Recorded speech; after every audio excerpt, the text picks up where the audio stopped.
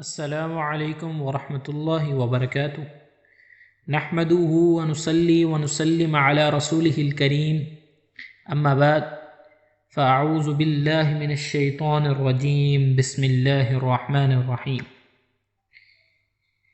جیسا کہ آپ سب تمام طلبہ و طالبات کو معلوم ہے کہ آج سے ہماری تجوید کورس کا باقاعدہ طور پر آغاز ہو رہا ہے، تو ہمیں سب سے پہلے یہ معلوم ہونا چاہیے کہ جو ہم پڑھنے جا رہے ہیں اس کی اہمیت اور فضیلت کیا ہے۔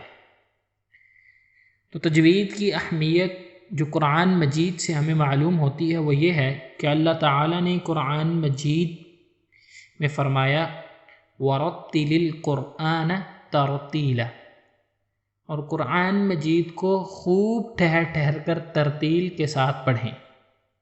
اسی آیت میں اللہ تعالیٰ نے ترتیل کے ساتھ پڑھنے کا حکم دیا اور دوسری جگہ ارشاد فرمایا وَرَتَّلْنَاهُ تَرْتِيلًا، ہم نے بھی قرآن مجید کو ترتیل کے ساتھ ہی نازل کیا ہے۔ تو اسے اللہ تعالیٰ کیا حکم دے رہے ہیں کہ ہم نے قرآن مجید کو جس طرح نازل کیا آپ بھی اس کو اسی طرح پڑھیں۔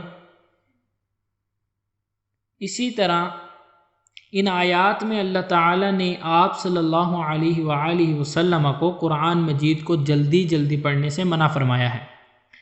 یہ اس بات کا واضح ثبوت ہے کہ امت محمدیہ کو اس چیز سے بچنا چاہیے، بلکہ قرآن مجید کو آہستہ آہستہ تجوید کے ساتھ عمدہ کر کے پڑھیں، اور یہی ترتیل ہے۔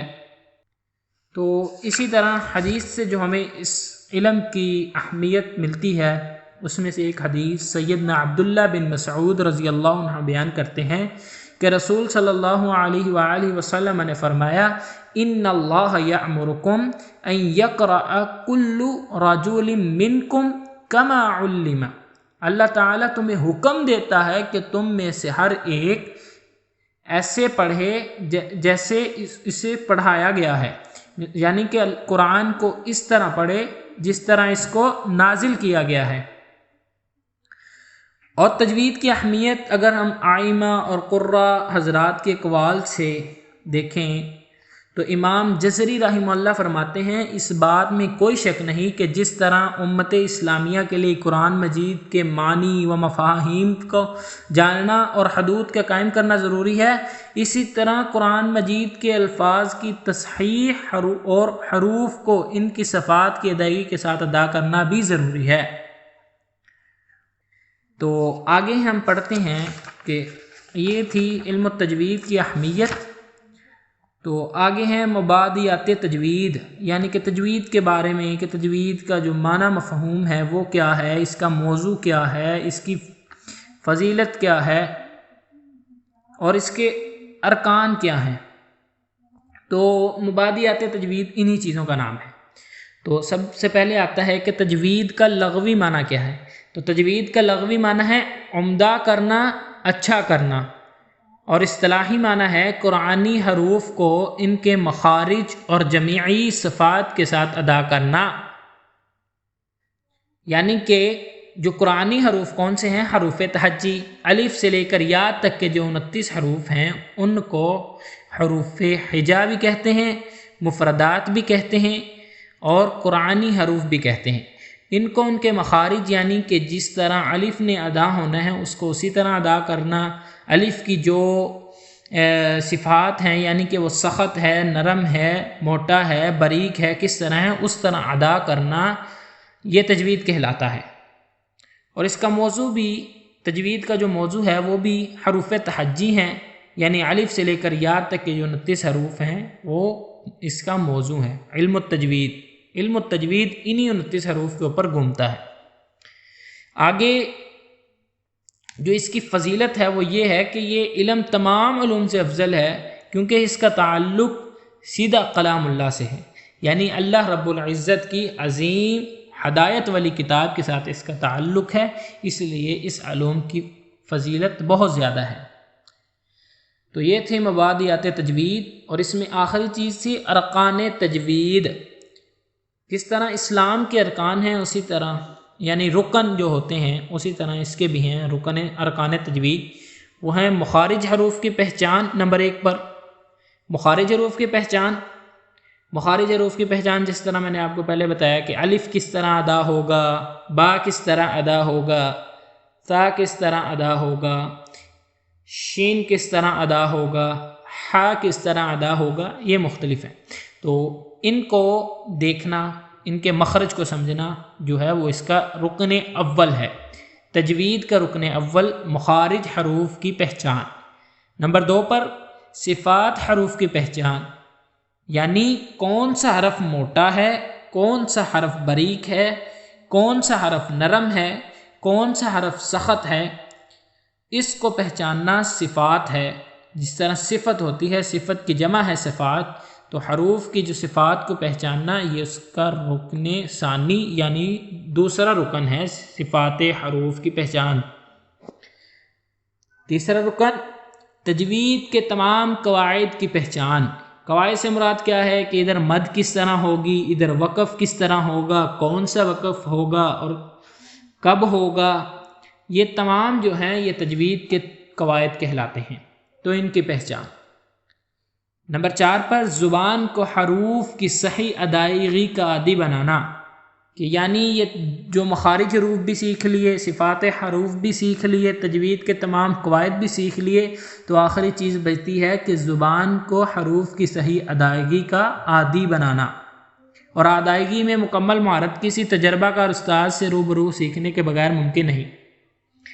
تو ابھی تک ہم نے 2 چیزیں پڑھ لی، تجوید کی اہمیت اور مبادیات تجوید، یعنی کہ تجوید کا لغوی معنی، اصطلاحی معنی، موضوع، فضیلت، ارکان تجوید۔ آگے ہے جس کی وجہ سے بگاڑ پیدا ہوتا ہے، وہ ہے غلطی۔ غلطی کیا ہے؟ غلطی کو لفظ جو ہے وہ اس میں لحن کا استعمال کیا گیا ہے۔ لحن کا لغوی معنی ہے غلطی، اور اصطلاحی معنی ہے قرآنی حروف کو قواعد التجوید کے خلاف اور غلط پڑھنا۔ جیسا کہ ہم نے پیچھے پڑھا کہ مخرج کو غلط کرنا اور جو اس کے قواعد ہیں تجوید کے، ان کے خلاف اور غلط پڑھنے سے جو ہے وہ غلطی ہوتی ہے، اور غلطی کو کیا کہتے ہیں؟ لحن۔ تو آگے لحن یعنی غلطی کی 2 قسمیں ہیں، وہ کون کون سی ہیں؟ پہلی ہے لحن جلی اور دوسری ہے لحن خفی۔ پہلے میں لحن جلی کی وضاحت کروں گا، یہ بہت ضروری ٹاپک ہے تو اس پر ذرا توجہ فرمائیں۔ تو لحن جلی، لحن جلی کا لغوی معنی ہے بڑی اور نمایاں غلطی۔ اس سے مراد کیا ہے؟ یعنی کہ جو اصطلاحی معنی ہے اس سے اس کی سمجھ آئے گی۔ تو لحن جلی کا جو اصطلاحی معنی ہے وہ ہے مخارج، یعنی کہ حروف کو ادا کرتے وقت یہ دیکھنا کہ حرف اپنی اصل مخرج سے ادا ہو رہا ہے جہاں سے اسے ادا ہونا چاہیے۔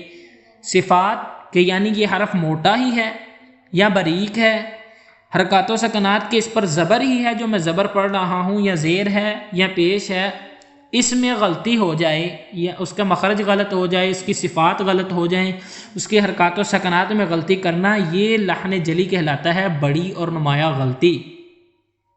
تو اس سے کیا ہوتا ہے کہ یہ جو ہے قرآن مجید میں اس کا حکم یہ ہے کہ یہ حرام ہے، کیونکہ تلاوت قرآن میں ایسی غلطی آ جائے تو بسا اوقات گناہ کبیرہ کا سبب بنتی ہے، معنی تبدیل ہو جاتا ہے۔ تو لحن جلی کی بھی کچھ اقسام ہیں، میں اس کو بیان کرتا ہوں تاکہ یہ مزید وضاحت ہو جائے کہ غلطی کس طرح ہوتی ہے۔ تو لحن جلی کی پہلی جو قسم ہے وہ ہے کہ ایک حرف کو دوسرے حرف سے بدل دینا۔ بیسیکلی اس کی 5 اقسام ہیں۔ نمبر 1 پر ہے کہ ایک حرف کو دوسرے حرف سے بدل دینا، جیسے الحمد کی جگہ الحمد پڑھ دینا۔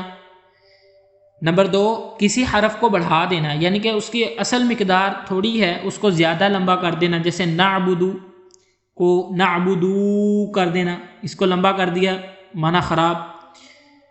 کسی حرف کو کم کر دینا، جیسے اصل میں اس کی مقدار زیادہ ہے اس کو کم کر دینا، جیسے ہم پڑھتے ہیں ایاکا، اس کی جگہ پڑھ دینا ایاکا، ٹھیک ہے۔ یہاں پہ یا کو کھینچا جا رہا ہے، لمبا کیا جا رہا ہے، ایاکا، تو اس کو کم کر دینا جیسے ایاکا۔ اسی طرح آگے ہے نمبر 4 پر حرکات و سکنات کو ایک دوسرے کی جگہ پر پڑھنا۔ مثلا حرکات و سکنات سے مراد زبر، زیر، پیش، جزم، اس طرح۔ تو جیسے انعمت ہے اصل میں تو ہم اس کو پڑھ دیں انعمتو، انعمتی، انعمت، تو یہ کیا ہے معنی اس سے بھی بدل جائے گا، اور یہ لحن جلی ہے، بڑی اور نمایاں غلطی ہے۔ نمبر 5 پر جو اس کی قسم ہے وہ ہے مخفف، یعنی ساکن حرف، مخفی حرف کی جگہ مشدد، یعنی مخفف اس کو ساکن کہہ رہا ہوں، مخفف اس حرف کو کہتے ہیں جس کے اوپر شد نہ ہو، اور مشدد اس کو کہتے ہیں جس کے اوپر شد ہو۔ تو مخفف حرف کی جگہ مشدد، یعنی شد والے حرف شد کے بغیر والے حرف کی جگہ شد والا حرف پڑھنا، اور شد والے حرف کی جگہ بغیر شد والا پڑھنا۔ مثلا جیسے مالکی ہے، اس میں کوئی شد نہیں ہے تو اس کی جگہ پڑھ دینا مالک کی، مالک کی، ٹھیک ہے۔ ایاکا میں پہلے مشدد ہے تو اس کو پڑھ دینا ایاکا، شد ختم کر دینا۔ تو یہ جو ہے لحن جلی کی 5 قسمیں ہیں۔ تو یہ جو لحن جلی ہے بڑی اور نمایاں غلطی ہے، اور اس کا حکم یہ ہے کہ یہ حرام ہے، کیونکہ ایسی غلطی قرآن مجید کی تلاوت کرتے وقت آئے تو وہ گناہ کبیرہ کا سبب بنتی ہے۔ اللہ تعالی ہمیں اس سے محفوظ رکھے۔ آگے ہے لحن خفی۔ لحن خفی کا جو لغوی معنی ہے وہ ہے چھوٹی اور پوشیدہ غلطی۔ تو اس کے اصطلاحی معنی کیا ہے؟ وہ ہے تصحین حروف سے تعلق رکھنے والی صفات میں کمی بیشی کرنا۔ صفات میں نے جیسا کہ آپ کو پہلے وضاحت کی کہ کوئی حرف موٹا ہوتا ہے، کوئی باریک ہوتا ہے، تو وہ ایک صفت ہوتی ہے اس کی، تو اس کی جمع ہے یہ صفات۔ تو تحسین حروف یعنی کہ وہ حروف جن میں یہ چیز پائی جائے کہ کوئی موٹا ہوتا ہے، کوئی باریک ہوتا ہے، کسی پر مد ہوتی ہے اور کسی پر غنہ ہوتا ہے، ان میں یہ غلطی کرنا لحن خفی کہلاتا ہے، ان میں کمی بیشی کرنا لحن خفی کہلاتا ہے۔ مد میں کمی کرنا لحن خفی، اسی طرح جو ہے غنے میں کمی کرنا لحن خفی، یعنی کہ چھوٹی اور پوشیدہ غلطی۔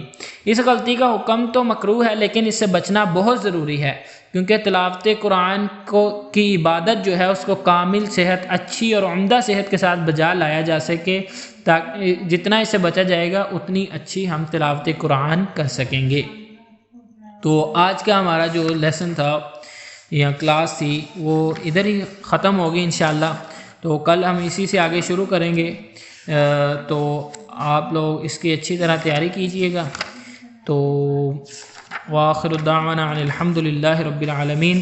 اللہ تعالیٰ میرے لیے اور آپ کے لیے اس سفر کو آسان اور ممکن بنائے۔ جزاکم اللہ خیرا کثیرا۔ السلام علیکم ورحمۃ اللہ وبرکاتہ۔